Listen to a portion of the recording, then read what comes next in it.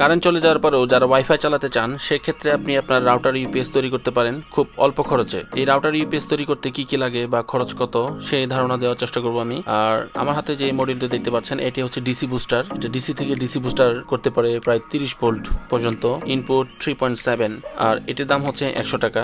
তারপর আমাদের মোবাইলে ব্যাটারি লাগবে।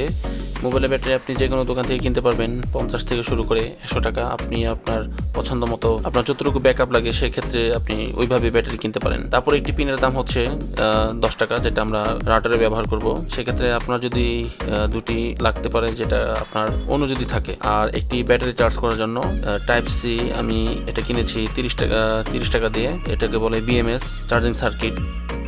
তো সম্পূর্ণ কাজ শেষ হওয়ার পরে আমি এখন চেক করব যে আসলে এটা কাজ করে কিনা। যেহেতু আমার অণু নেই, আমি শুধু আমার রাউটারটি চালিয়ে দেখব।